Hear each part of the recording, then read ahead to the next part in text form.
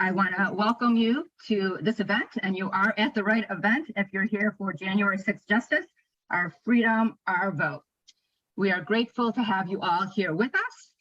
As stated, my name is Rose Colasino, and I will be one of your hosts for this evening, or this morning, or this afternoon, or whatever it is. We've had some Zoom trouble. I think my name is Rose. All right. So here is our agenda. I will be providing some framing information for you. I will be talking about some messaging for January the 6th, and I will also be providing you with some actions. And as I alluded to, we have some excellent speakers set up for you.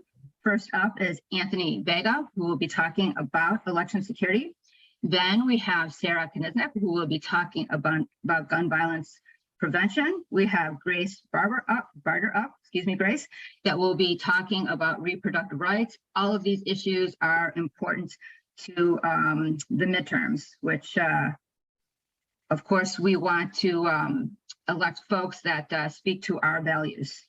And last but not least, we have Deb Burla, who has been here for about the last year presenting to us on this particular Saturday, and she's going to talk to you about Field Team 6 and what can be offered through Field Team 6. So I think you are all familiar with the folks in this, this graphic here. And what we're going to do right now is try to center some of the messaging for you. Some of this might be things that you know, but it is really a good idea for us to all be on the same page for messaging. So here is what we are promoting throughout the country. And I want to say that these types of events are happening throughout the country. As strong and powerful as we are, I want to let you know there's starting October 13th, there's been about 75 such events and probably about 50 that have taken place already. So this is the messaging that has been curated for us. The hearings proved that the former guy, excuse me for not saying the name, and the MAGAs planned, promoted, and paid to overturn the election. The attack on our Capitol went beyond the violence that injured 140 police officers, as horrific as that was. And key messaging here is that the attack wasn't just against our Capitol, that attack was against our country. So what are the results? The results are making it harder for us, people like us, to vote. What also was attempted was to appoint bogus electors who tried to intimidate officials.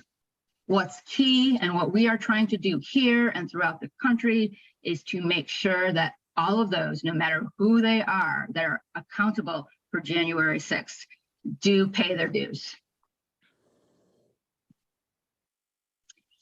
What we are doing today and what we are doing across the country with the help of our great organizer, Public Citizen, is galvanizing, because you and I know that no matter what our color is, our zip code, or our income, we all have an equal say in what happens to our government, and we all have an equal vote. I'm getting right to the punchline, everybody. So here are the actions. And don't worry, you will get all of these actions. I will be putting them in the chat.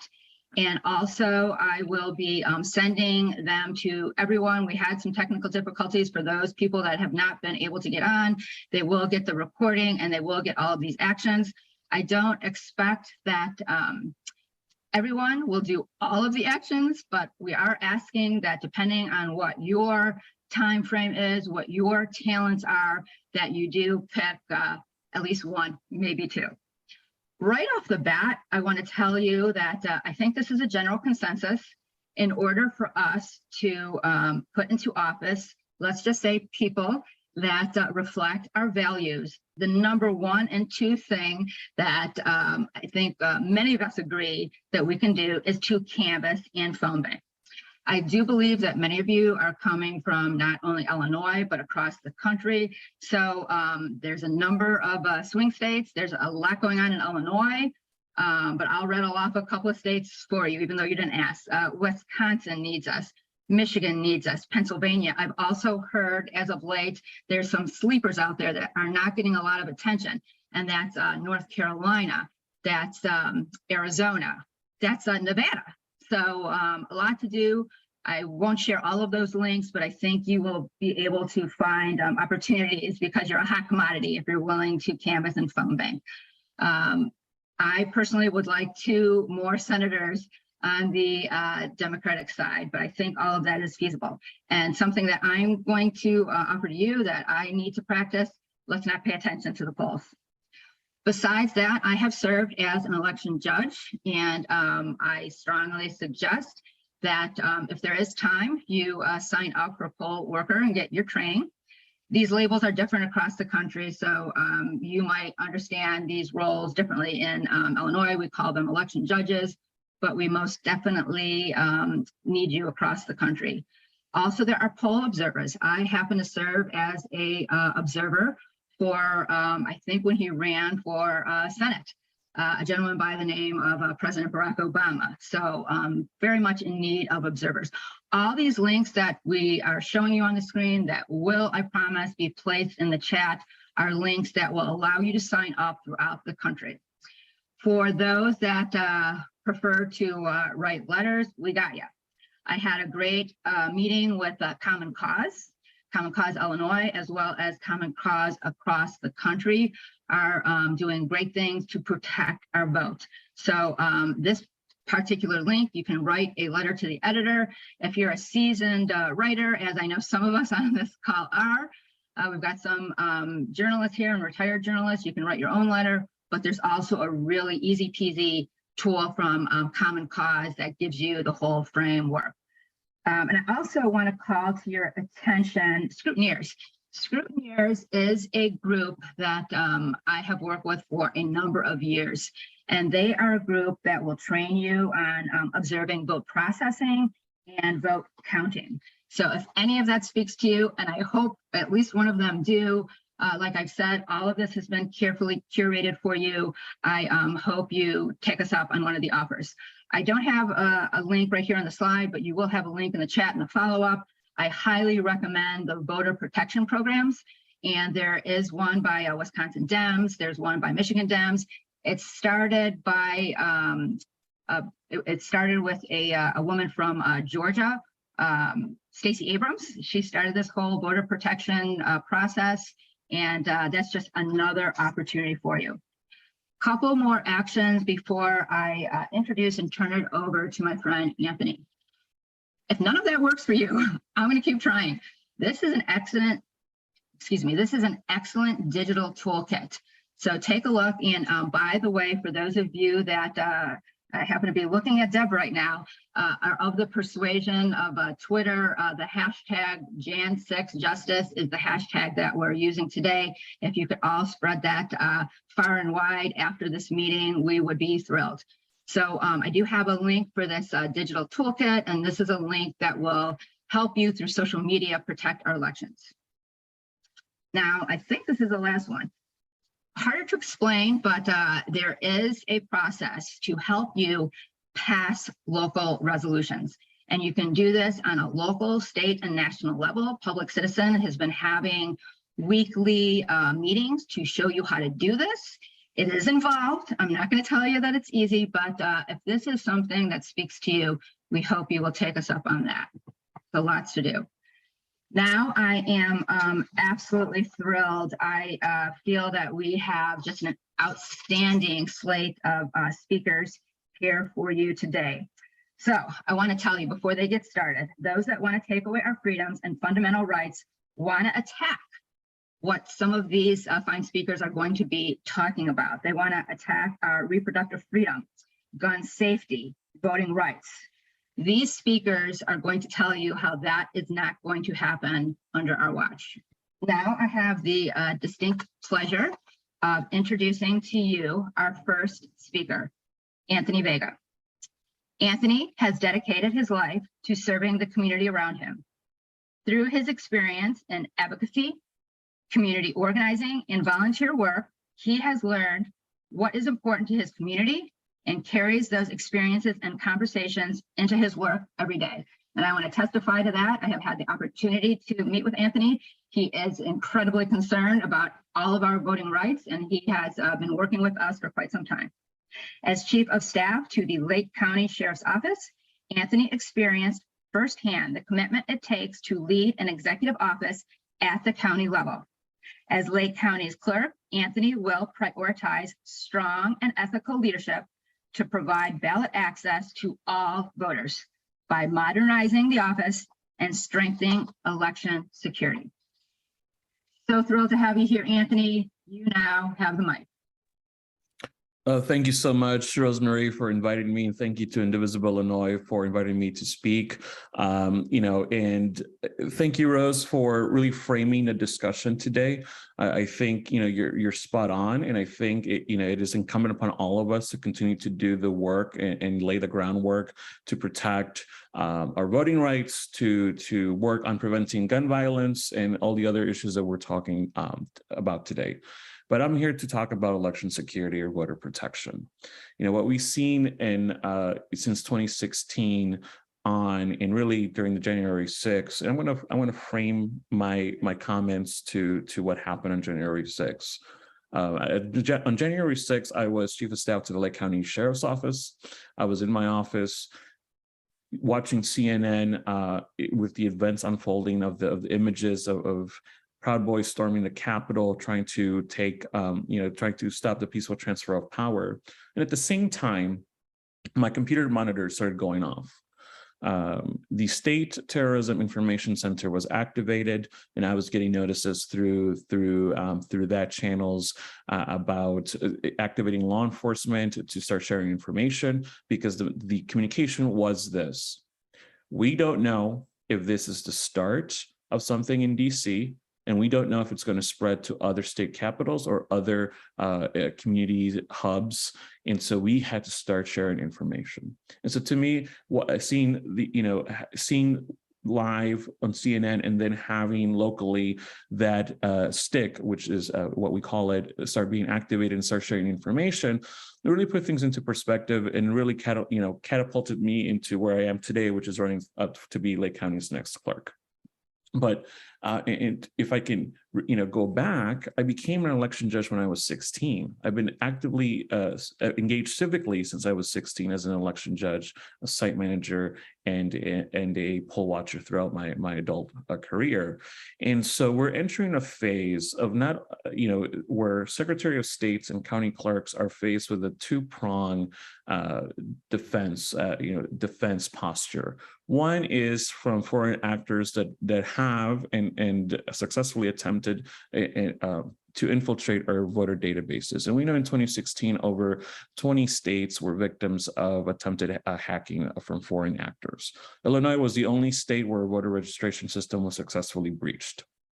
And since then, we have millions of dollars have been pumped into the Illinois Cyber Navigator program to prevent from future attacks. However, it is up to each county clerk, each election authority to augment its own security, because as we know, hacking can also happen at the very local level. The other prong is really defense from within, the domestic defense. What we've seen since January 6th is that when they couldn't stop a peaceful transfer of power, they have started to implement the strategy of, attacking our elections from within.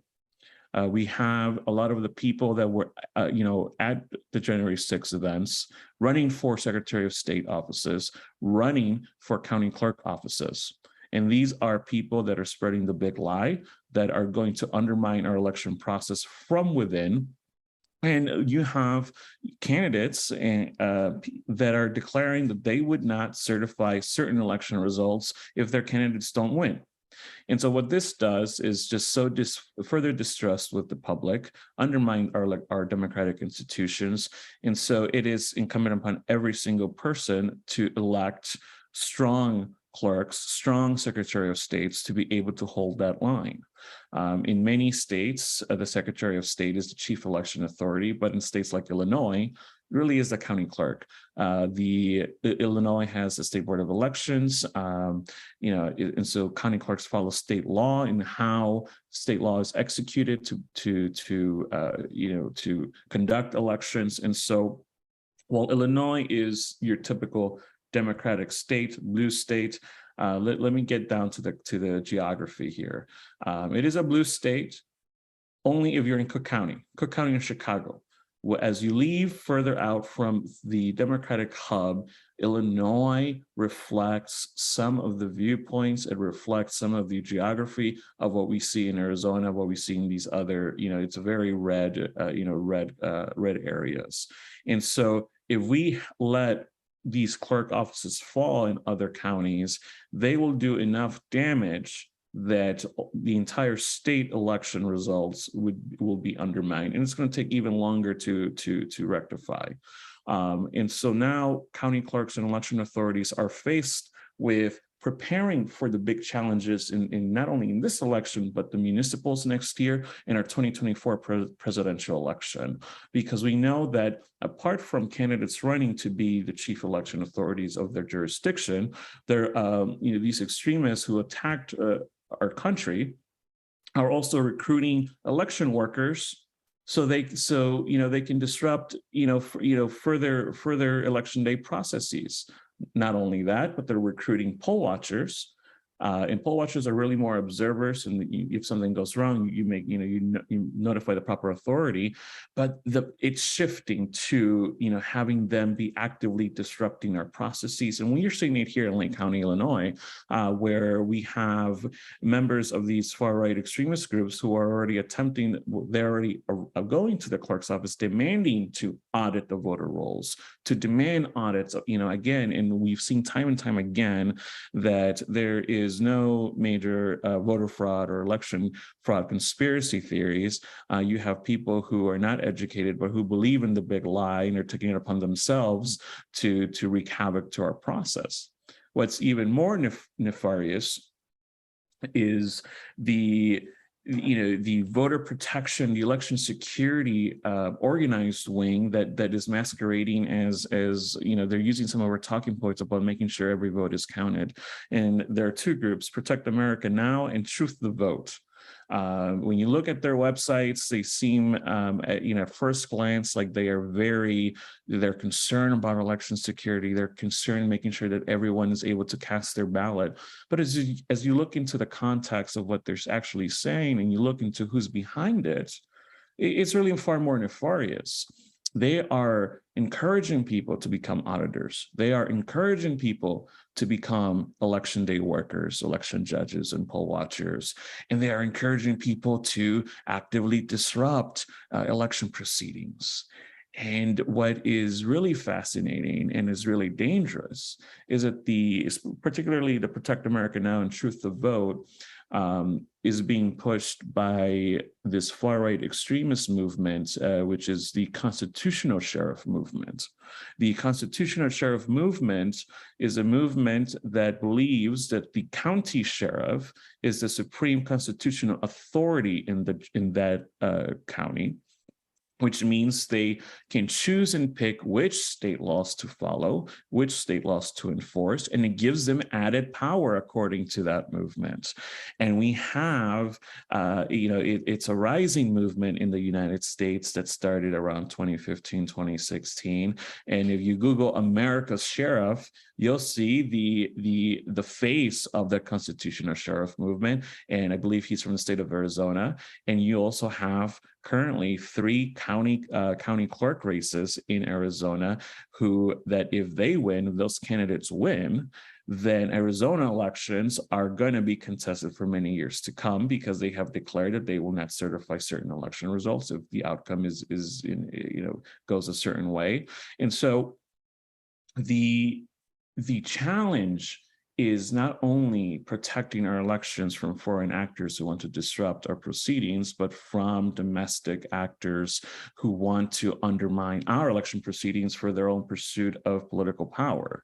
And so the time is now, the alarm is ringing. We need to elect strong Secretary of States, strong county clerks to really stand up and be that line of defense. And we're seeing some good examples already. You have certain states that have pushed legislation to fully prohibited the intimidation of election officials, and that's Colorado, Maine, New Hampshire, and Oregon.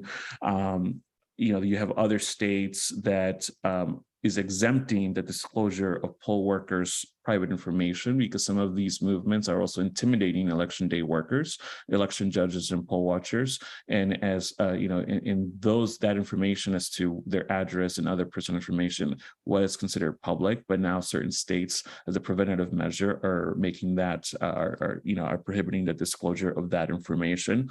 And now, and Maine is also now requiring de-escalation training at their Secretary of State facilities when it comes to elections. And so, you have states that are being proactive. We need to do more, but at the end of the day, it's going to come down to your Secretary of State, to your county clerks that are holding that line, that are being proactive and really upholding our democratic institutions. Because if our institutions fall, they're going to start falling one county at a time, one state at a time, and by the time most of the populace tunes in, I'm afraid that we're going to be too late. So what we're doing now is super important. What we do in 2024 is extremely important, especially as these far-right extremist movements continue to gain steam, continue to gain followers. And so at this time, I want to thank you all for listening to me, and I hope that it's not, I'm sorry to be necessarily a Debbie Downer, but this is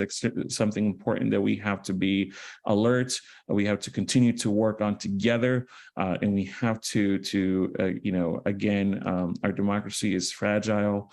It has always been fragile, and we have to continue to defend it. Thank you. Anthony, thank you. I am so glad we met.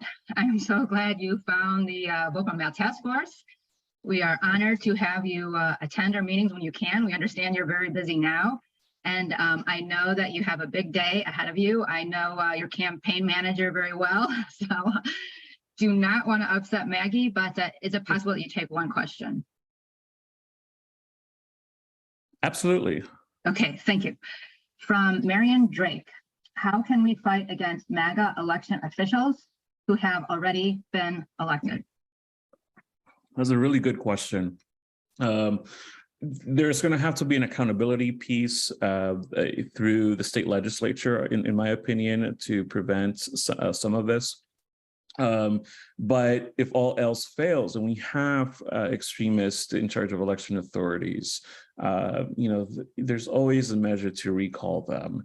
And that's going to take money. That's going to take a lot of organizing. But if you have an election authority that is clearly not meeting, they're not meeting the standard, or they're not executing their job right, there's a very good case. And that's the scary part about all of this, because once an election authority is elected, they're in. It's not easy to get rid of them. This is why it's so important to stay engaged and be focused on electing good, strong county clerks and Secretary of States, because once they're in, it's extremely, extremely difficult to remove them. Thank you, Anthony. And I want to end your segment with my colleague, Kathy Risper, who always puts things into perspective so gloriously. So she is saying, Anthony, knowledge is power, and your presence here informing us all. And I want to tell you that your presence is grounding, and we have been systematically attacked, and now we have to systematically disassemble that. And one way we can do it is getting people like Anthony Vega in office. And I am not a paid campaign person, but I wish you well. Good luck knocking on those doors. Once people meet you, they will want to vote for you tenfold. So Anthony, thank you so much. My pleasure, and thank you all. Now I have to go hit some doors. Have a good day.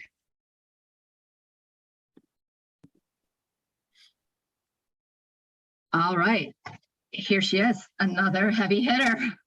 And another very busy woman who needs to potentially hit some doors after we get done today. So let me go ahead and introduce you to Sara. Whatever I say will not do her justice. She is a one-woman show for gun violence prevention. And again, I am sometimes, as you, stressed. But when I spend time with Anthony, when I spend time with Sara, Grace, Deb, it certainly inspires me. So here's a little bit about my friend, Sara.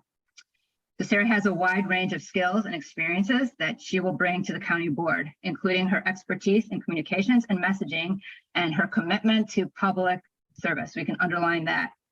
Sara is currently a Vernon Township trustee, and she is the chair of the Gun Violence Prevention Initiative. And I want to tell you how much she has taught me about gun violence prevention, and Lake County State's Attorney Office. Sara has a BA from Northwestern University and an MA from the Middlebury Institute of International Studies at Monterey. She was a university teacher. I know why you have such great speaking skills now, Sara. For 17 years before becoming a full-time professional advocate for gun violence prevention and criminal justice reform in 2017. And we are so grateful that you made that decision. Sara, over to you. Well, thank you very much, Rose. I'm just absolutely delighted to be here. I recognize a lot of names. I appreciate so much this opportunity to talk with you.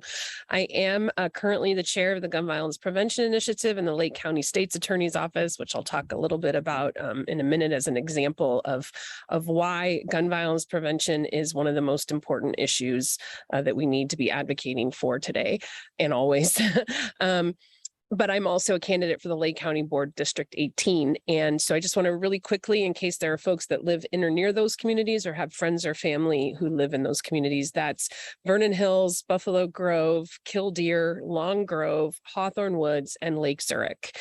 And I am running because I have been a professional gun violence prevention and criminal justice reform advocate, as Rose said, and that work has absolutely inspired me. And the work of advocates like all of you who have maybe been focused on different issues, but have been just as important as those of us in the gun violence prevention movement to pushing back against Trump ideology, Trump type ideology.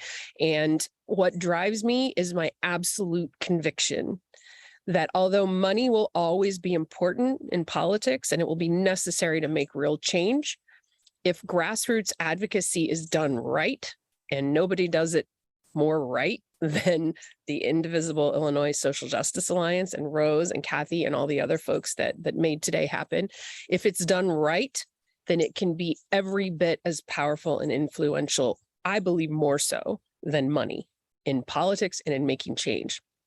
So I don't believe that change has to happen behind closed doors in Springfield, in Washington, in our county board headquarters. I believe change can happen in partnership with our constituents, with voters, with people who are engaged, the very people, kind of people like all of you who chose to spend your Saturday afternoon doing this today, educating yourself and finding out how you can take action. And it's the gun violence crisis that got me started down this road of being determined to do what I can to make people, everyday people like me, realize that they can make change in their community, in their state, and in their country by taking action and inspiring others to take action. Because collective action is the antidote. It's the antidote to everything we're fighting back against, everything represented by Trump.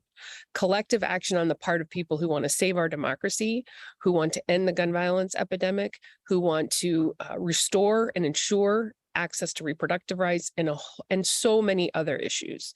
And gun violence prevention, to me, I consider it the gateway drug to advocacy in general, because every single problem we have in American life, every social ill is exacerbated by by the easy accessibility of firearms by people who should not have them. But before I go any further, I'd like to really make it clear. I do not believe that my opponent as a gun violence prevention advocate is a gun owner. Gun owners are not our opponent. Our opponent, those of us who want to end gun violence, is the gun industry and the gun lobby. And they have sold us a lie for the last several decades that it serves their interests. It serves their interests, which is primarily to increase profits for the gun industry. It serves their interests when those of us who are not gun owners see gun owners as our enemy. They are not our enemy. In fact, most of the people, well, at least half, I would say, of the people that I have worked with over the years in the gun violence prevention movement are gun owners themselves. And I'd like to draw your attention to a book by my friend, Ryan Bussey. Some of you may have heard his name. I believe more than one Indivisible group has had an event showcasing Ryan Bussey. I put the link to his book in the chat so you all can take a look at it if you haven't yet. Ryan Bussey is the author of Gunfight, My Battle Against the Industry That Radicalized America. And it'll become clear in a moment why I'm going to spend a few minutes talking about Ryan. Ryan is a former gun industry executive. He, over his 25-year career leading sales for Kimber Arms, he sold over $25 million worth of guns. He defected from the gun industry about 4 or 5 years ago, and he wrote this book. And his argument, his main thesis in the book, the subtitle is My Battle Against the Industry That Radicalized America. His thesis is that the gun lobby, led primarily by the NRA, although there are many other pro-gun rights groups that are just as egregious, and in some cases worse than the NRA. But his thesis, Ryan Bussey's thesis, is that they created the model for what eventually became Trumpism, right? The idea that that by organizing, right, at the grassroots, you can dismantle anything that stands in your way. And they really were, they made it possible for Donald Trump to get elected. And you'll have to read the book, right, to really to understand his argument. I don't really have time to explain it today, but by the time I read his book, I'd already been doing this work for 5 or 6 or 7 years. And I was reading the book, and as he was making his points, making the argument I just described, I just wanted to stand up and cheer while I was reading, because I was like, that's right. He understands. And so there are so many things, I was asked to talk about today what we can do in order to end the gun violence epidemic. There is no simple answer to that question. It's incredibly complex, but we can start by seeing responsible gun owners, and most gun owners are responsible, as our allies in this work, in the same way that Ryan is our ally. We can also start by recognizing that, well, I live just a few miles from Highland Park. Probably everyone on the call is aware of the tragedy that happened there on July 4th. Highland Park is located about just less than 10 miles from North Chicago, which is one of the most underserved communities in Illinois. And it has a problem of everyday gun violence. So does Waukegan, which is also in the area. So does Zion, which is also in the area. Highland Park is extremely affluent. And what people need to understand, and we need help spreading this word. So when you're talking to your friends and you're sharing thoughts about, how did we get to a point where mass shootings are such a problem in this country?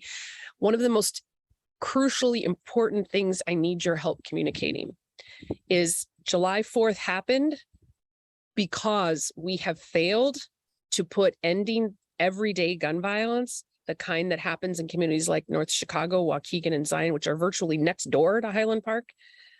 Highland Park happened because we have failed to put ending gun violence in our underserved communities at the center of our work. We have failed to prioritizing everyday gun violence in underserved communities. And the way to end it is not just violence interruption, which is incredibly important, but we have to both address the acute problem of everyday gun violence and at the same time address its root causes. That is why for the last 5 years, as a resident of Lake County, I have been advocating for the first Office of Violence Prevention in Lake County, and I wanted it in the state's attorney's office. It should be in the state's attorney's office, because by putting it there, we are able to integrate efforts to address violence that's happening, now, with our efforts to create alternatives to arrest and incarceration, because it is those inequities, the fact that programs that, if you're to be perfectly honest, if you're a person of privilege, and you don't have much of a record, but you get arrested, for, shoplifting or something like that, then it is very easy. And this has been true in Lake County until recently, when our current state's attorney was elected. It's been very easy for you to avoid jail time, avoid a felony record by participating in some sort of diversion program. until our current state's attorney, Eric Reinhart, took office, it was virtually only white people in Lake County who had access to those programs. Or even another way that if you're of privilege, you can avoid the kind of being treated inequitably by the criminal justice system is you're likely to have more access to resources. You can get better legal representation, and you're less likely to end up serving time. And this sort of system is how we, and there are many other inequities in our criminal justice system, but this is how we ended up over decades with underserved communities all across America that are hollowed out. On average, in an underserved community, 60% of the adult male population is incarcerated. That's not because they're more violent than people in fully served communities or people of privilege. It's because they don't have the resources and ability and they're to avoid to participate in diversion and deflection programs. And by the way, I'm only talking about nonviolent crimes such as shoplifting. I do not believe or want, and neither does State's Attorney Reinhart, anybody who's accused of a violent crime to have access to these alternatives to arrest and incarceration. But so many people are sitting in jail pre-trial across the country, although that will end soon in Illinois, which I can get to if there are any questions about, that just simply are sitting in jail because they can't afford to post bail or they can't afford really high quality legal representation.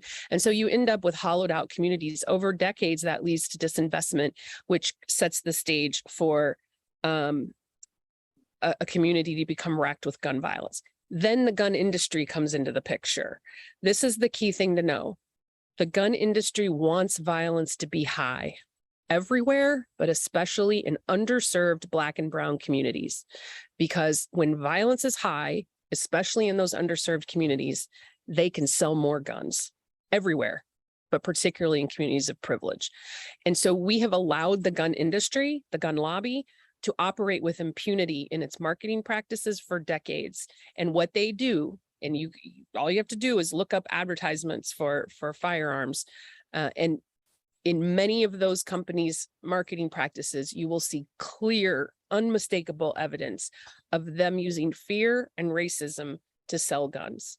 Fear and racism is better than anything except sex at selling guns, right?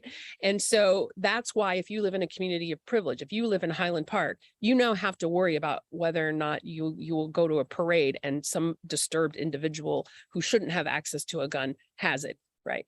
That is why our communities are awash in guns. And so I'll circle back to what I started with. Our opponents are not gun owners. Our opponents in the gun violence prevention movement is the gun industry and the gun lobby. And we must do everything we can to push back against their continuing effort to put a gun in everyone's hands, no matter whether or not they're qualified to have one or not. We must push back against it. We are winning, but we need many, many more people to join the fight. And so I'm going to play the slideshow real quick. It's super fast. Every other Friday from 12 to 1 p.m., I hold a virtual meeting. It's called the Honor with Action Illinois. That's my organization. It's called our biweekly update. It is a portal. It is a conduit. If you want to get involved in helping prevent gun violence, you can join us. And then you will learn on those weekly calls what issues you can get involved in and how to get involved. You will learn what organizations are the best places to put your money and your time and your resources. I'm not going to read through this because I know I've talked a little over my allotted time, but I just want to show you really quickly. I'm going to put the link to these slides in the chat so anybody can copy them and use the links and read the information on their own. But what you'll find in this slide presentation, this is a sample of the agenda that we have. We always have guest speakers from gun violence prevention groups from all across the country. We always leave during every meeting, we give you ways to get involved at the federal, state, and local level. And that's about me. You can read about my credentials there. And I really want to invite everyone in Illinois to consider joining the Illinois Alliance to Protect Gun Violence. This is a grassroots-centered coalition of progressive advocacy organizations across the state, and it is member-led. So together we decide which bills and which gun safety and criminal justice reform initiatives we're going to take action on. So please take a look. I'm going to put the link in the chat. Here's more information about how you can be engaged with Honor with Action. And that could be your port. You can either just be engaged with Honor with Action and educate yourself through our biweekly updates, or you can think of it as a way to get started to connect with other groups that are doing work in the gun violence prevention movement. There's also a weekly gun violence table. Anybody has interest in that, I can get you involved and you can learn about what's happening nationwide. And I just want everyone to know every year in December, around the anniversary of Sandy Hook, this year it'll be 10 years, the Center for American Progress hosts the National Gun Violence Prevention Conference, and anyone can come. So I'd be happy to help you get registered if that's something you're interested in. And with that, I'm going to put the link to this slide presentation in the chat. And please, anyone reach out to me if there's anything I can do to help you get engaged. Sarah, thank you. And I think you answered my question. I had one. I don't see others in the chat, but if you do have them, I will make sure they get to Sarah. I know her information on how to contact her, but yes, I was going to ask you, what's that one thing we can all walk away and do? And we've been working together for a while, not long enough, but for a while. So yes, I strongly recommend. I have attended her sessions on Friday, and that's the way to get involved. It's never a one-hit thing, is it? So if this is an issue that speaks to you, it should speak to all of us. Please do attend those Friday meetings. And I do want to end with just some really kind words that were said about you in the chat, Sarah from Ori. Sarah, you know me, and having lived in Grays Lake for over 20 years before moving back to Chicago, I know firsthand what an awesome change agent you have been on the issue of gun violence. I wish we were able to replicate your effort here through Cook County, especially in the city. Your activism is beyond politics. It is life-saving. Again, Ori, thank you so much. Saying it better than I could. Beautiful. Sarah, thank you so much. Thank you. I'm also thank you so much, Ori. Thank you, Rose. Also in the chat, I'm putting the link so you can register for our next biweekly update. The one thing you can do is join us, and then we will have more time and I can direct you exactly to where you want to be involved in the gun violence prevention movement. So that's your starting point, and I will help you get to where you want to go. Thank you, Rose. Sure. Okay, so I want to tell you a little bit about Grace before I give her the mic. And Grace is someone that I met, I think, Grace, through Laura Welch.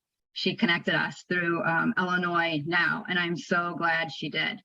Many of you know how important the Illinois Supreme Court is to Illinois, but it's also important for those of you that happen not to live in Illinois. And I just can't tell you enough how impressed I am with, I think, one of the groups that Grace represents, which is Jane's Army. I don't know if they're all young women, but those that I have had the pleasure and honor of meeting are young women, and this is their future. And I will tell you what, we're in good hands. This is the second or third time Grace has presented for us, and she shares with those of you that might sign up to Jane's Army. I know she's going to put that information in the chat, a wealth of information. And Grace will do a better job, but I can't express to you how important the Illinois Supreme Court race is, and how important that we do get the two happen to be female judges running for office into office. And I don't say that as a partisan, I say that as these are two people that share what I think are most of our values. So let me tell you a little bit about Grace before I turn things over to her. She is the campaign and events organizer at Personal PAC, a nonpartisan political action committee dedicated to protecting and advancing reproductive rights for all by recruiting, electing, and holding accountable pro-choice candidates to state and local office in Illinois. She is also one of the co-chairs of Jane's Army, a joint campaign to recruit activist volunteers to educate, motivate, and activate pro-choice voters ahead of the critical 2022 Illinois election. And what a mobilizing issue this has become, thanks to Dobbs. Grace, thank you for being here. I turn things over to you. Great. Well, thank you so much, Rose. Thanks to the organizers and thanks to the past speakers. Yeah, you summed it up well. So I'm with Personal Pack and Jane's Army. We are fighting to protect and expand access to reproductive care in Illinois, but that also means for the Midwest and places beyond the Midwest, as far as Texas, people are coming to Illinois because they can't find care in their states. So I'll get straight into it since Rose gave a great introduction. As we must hold Trump and all participants accountable for the violence that took place on January 6th, we must also hold accountable the politicians that want to take our rights away from us to bodily autonomy.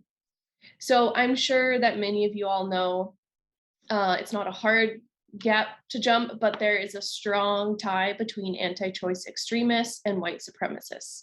So many of those who participated in the January 6th insurrection have track records of violently protesting at medical centers that provide abortion care, and several key anti-choice extremists were spotted at the Capitol attack. So yes, the violence that we saw, it was terrifying, it was upsetting, it was shocking to so many, but those who provide and advocate for reproductive care were not all that shocked. They and their patients have to endure that violence on a regular basis. And maybe some of you are familiar with Renee Bracy Sherman, the founder of We Testify. She said that anti-choice activists are nothing but white supremacists who organize around criminalizing abortion. And that has been true for a very long time, and it comes from subjugating the reproductive freedom of Black and Brown people. So I think it's really important to clearly and boldly point out those connections. And I know that sometimes we have a tendency to think that this level of extremism does not happen in Illinois because we're a tiny little blue island in the Midwest when it comes to reproductive rights. A lot of people think we're okay, we're safe and secure, but that could not be further from the truth. Right now, we have dozens of extreme anti-choice, anti-woman candidates running for various levels of office in Illinois. All of them are frightening, all of them are dangerous to our rights, but I need to point out two that Rose alluded to. There are two Republican candidates running for Illinois Supreme Court. Their names are Mark Curran and Michael Burke. They are both endorsed by the most anti-choice groups across Illinois that want to ban abortion completely with no exceptions for rape, incest, or the pregnant person's health or life. On top of this, Mark Curran, who is running against Judge Liz Rochford in the 2nd District, celebrated the day that Roe v. Wade was overturned by saying, "This is why we elected Donald Trump." On top of this, he has never been a judge, and the Illinois State Bar found him not recommended. So there are a lot of red flags there. Michael Burke, who is running against Justice Mary Kay O'Brien, referred to himself as an originalist and agreeing with the Dobbs decision that overturned Roe v. Wade. So this calls into question the right to enact gun safety laws, support for marriage equality, birth control, interracial marriage, the list goes on. So it's pretty clear to us, and I'm guessing a lot of you, that these two candidates would be incredibly dangerous in these positions of power. And like Rose said, the Illinois Supreme Court doesn't just matter for Illinoisans, it matters for people in the Midwest and from beyond who are forced to come to Illinois because their states are hostile to reproductive health care. So keeping Illinois 100% pro-choice is that much more crucial, and it means that literally millions of people who can become pregnant are counting on us. So not to put a lot of pressure on us, but thankfully we have been working for months to get Liz and Mary Kay elected, and we only have 17 days till the election. This is a little scary, but we need all hands on deck at this point to help them over the finish line. And I know we can make it happen. We just have to get out there and continue doing the work that I'm sure lots of you have already been doing. So I have two things that you all can help me with. If you do live in the 2nd or 3rd district or have friends or family in either, it's crucial that you vote for these two candidates and that you spread the word to everyone you know. I'll put the counties in the chat right now since there are a lot of them and I know it's hard to keep them all straight. So check that list for me, and if you know if you live there or if someone you know, make sure you get out the vote for Liz and Mary Kay. And then finally, Rose also mentioned it earlier, everyone loves to canvass, or they don't, but we need you to. So if you don't live in Illinois, or if you don't live in these districts, but you still want to help, you can join us to help Liz and Mary Kay and other pro-choice representatives over the next 3 weekends. So we have something tomorrow, Sunday. We have something on the 29th and November 5th. So I'll put those details in the chat as well in just a second here. Really, that's all I have for you today. I'm trying to keep it short since I know we're a little behind schedule, but I'm happy to take any questions, and I would really love to see even just a couple of you at one of our canvases. So, thank you. Grace, thank you so much. And I can't promote enough. Sign up, please. If this is an issue that touches on you just even a little bit. I just want to share with you, Illinois 17, Eric Sorensen is running in that race. And I was informed by advocates that Illinois 17 is an area that is very close to 3 other states that may very well already or will be restricting our reproductive rights. So again, another reason to sign on with Jane's Army. Grace is on it. She sends us the actions, and yes, maybe canvassing and phone banking aren't any of our favorite things. I actually prefer canvassing over phone banking, and hopefully this shocks some of you, but I'm an introvert and I've done it, so I know you can do it. I see that Sara, she may have the one question for you, because then we will have Deb close us up. Sara. Thank you. I just wanted to share, I wanted to build on the eloquent remarks Grace made about why Mark Curran is absolutely the wrong choice in this race. A few years ago, I was asked to participate in Waukegan, one of our underserved communities, on a panel about ways that we could reduce everyday gun violence. At the time, Mark Curran was the sheriff of Lake County, and when he was asked that question, his answer to the community of Waukegan, most of the people in the audience had lost loved ones to gun violence. His answer was, we have a gun violence problem in Waukegan because abortion is legal. If we end abortion, then there will be, I guess his argument was, less pain and suffering in communities like Waukegan. He was completely oblivious to the systemic racism that people in those communities face and have for generations. His solution was to outlaw abortion. So really, the guy's off his rocker. So do everything you can to help Liz get elected. Grace, that was amazing. I'd love to know more about you, and I'm looking up Jane's Army right now. Thank you. Thank you, Sara. Thank you, Rose. That's what I like about these opportunities, finding powerful women like Grace and Sara, and then putting them together. Watch out, I'm going to sleep a little better tonight. So thank you so much, Grace. Thank you, Sara. We will be in touch. We will solve today's problem, and then I'm sure there will be more, but together we can do this. So grateful to have you both in my life. Thank you. And yes, we have another powerful person up here. So let me go ahead and add Deb. And I want to tell you about Deb. And I want to say that Deb has been participating in those Saturdays, as I alluded. I don't know how many of you were on at the very beginning, but Deb has been a trooper. First of all, she's calling in from California. So while some of us call in at noon, a little before, she's calling in at 10. And I have sent so many volunteers her way, and they come back just incredibly impressed. And Deb is with Field Team 6, but she is also with Indivisible in California. And she has been training us on voter registration. Right now, we're at the point where let's see, October 23rd, tomorrow, everybody, just highlight to you, that's the last time online. You can register in Illinois. Check Google for when you can register in other states if you're from another state. But that's what Deb's been doing for us, coming here on Saturdays and sharing with us opportunities for voter registration, not only in Illinois, but in swing states. But let me just tell you a little more about her, and then turn it over to her very able hands, because Field Team 6 is pretty amazing. So you do want to stay for this information.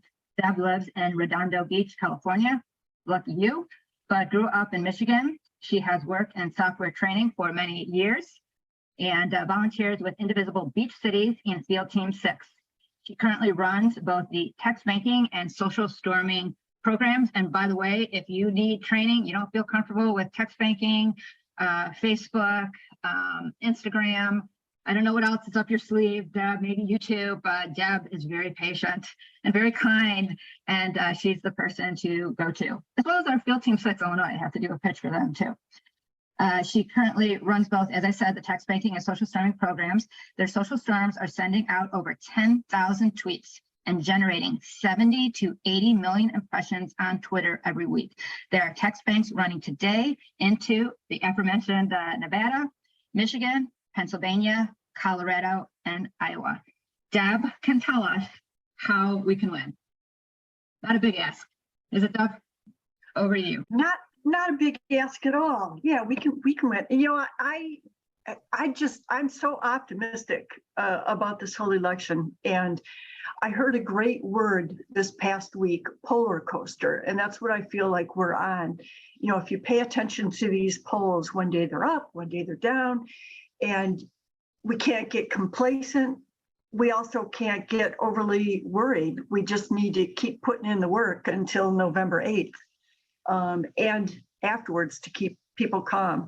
And of course, then there's going to be runoffs around the country. So, you know, this never stops. Anyway, I'm going to make it really quick. Field Team 6 is an organization that's been around for about 4 years. We have a very simple mission, and that is register Democrats, save the world. And that's all we do. We register Democrats, and we do it every day, all year round. You know, we don't wait until right now there's whatever it is, 18 days until the election. We're out there registering Democrats all year long because it's so important. But every time we register people, we're having a conversation about voting. So it's not that get out the vote isn't important, but you know, you can't get out the vote if those people aren't registered. So we're doing that work of registering people and also just reminding them constantly about the importance of voting. Now, the 3 speakers today talked about 3 issues that are, you know, near and dear to probably all of our hearts, but certainly mine. And it's one of the ways that we're out there making a lot of noise right now is about the importance of the critical need to elect at least 2 more senators, to keep our majority in the House, to elect governors, because if we don't, we're going to lose. We're just going to lose our freedom with abortion rights, with gun safety, and the whole thing about January 6th resolutions out there. So all of that is important. And how can you do it without a huge amount of effort, you know, without having to get in your car and drive somewhere or go to a rally and carry a sign around, you know, for 4 hours? At Field Team 6, we do text banks, we do phone banks, we do in-person voter drives, we do postcards, we try and do all of it. But what I wanted to talk to you today about is something that you can do really easily in your spare moments of time. You can do it on your phone while you're sitting in a doctor's waiting room. You can do it while you're sitting waiting for your next Zoom meeting to start, and it doesn't take a lot of effort. I'm not going to talk so much about why our media storms work and why they're successful. So you just kind of have to take that on faith that they do work, and they do work. We're getting a lot of, we're making a lot of noise out there. We're getting the word out a lot to a lot of people. And here's something that you can do without having to spend a lot of time. If you've got a Twitter account, or you've got a Facebook account or an Instagram account, any of those, you can get some of our assets out there in front of people's eyes, and all of that helps. It just helps raise awareness of all of these issues with the intention of electing more Democrats so that we can make sure that we get these things passed. So I'm going to share my screen and just real quickly show you how it works. Okay, so what you're seeing right now is the Field Team 6 website. And I dropped into the chat a link to a page on our website. But if you go straight to our website, which is just fieldteam6.org, it's the number 6, not the word 6. On our main page, when you go to the actions menu, and the very last thing on the actions menu, down at the very bottom is current storm. That opens up a page where you pick which social media platform you want to use. I'm going to use Twitter as my example, and that's probably where we make the most noise and where you can do this very easily. But again, you can do it on Instagram or Facebook or whatever your social media of choice is. So we have all these ready-made tweets, posts, I should say.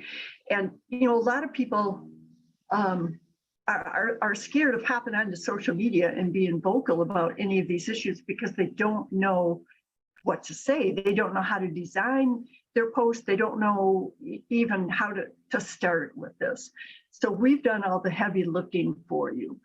We work with a lot of really good messaging experts. We work very closely with Grassroots Messaging Works to get really strong, compelling messaging out there. So every one of our ready-made tweets consists of some compelling text and a striking visual, because it's the visual, you know, that gets people to stop and actually pay attention to it. So we've got all these ready-made texts about abortion rights and about the need to elect at least 2 more senators so that we can get good legislation passed. In order to send out any of these tweets, it's so easy. All you need to do is click the customize and share button, and it works pretty much the same whether you're on Twitter, Facebook, or Instagram. It's easier to do Instagram from your phone, but all of them you can do from your computer as well. So all I need to do is click the button at the bottom that says customize and share. When I do that, a pop-up window appears. In the pop-up window, it shows me that whole tweet, and I want to wait just a second and make sure that I see the graphic. If I don't, I just need to close the window and reopen it. And usually by the second time that you open a window, especially if it's a new graphic for us, you'll see it. And then to send it out, all you need to do is click the tweet button, and I get a message telling me that my tweet was sent. You know, what could be easier? 2 clicks to send out any of these tweets, any of these ready-made tweets. Again, pretty much the same thing for Facebook and Instagram. All I need to do is click the tweet button and it sends it out. Okay, so we've got tweets about abortion rights. We've got another campaign all about gun safety and the need for gun safety legislation. There's also a campaign in here about, I went past it, about January 6th. And we've got 2 campaigns in here about the lies and the actions that were taken in the coup. And then we've got another campaign where we called out 1 Republican in each of our 9 key swing states.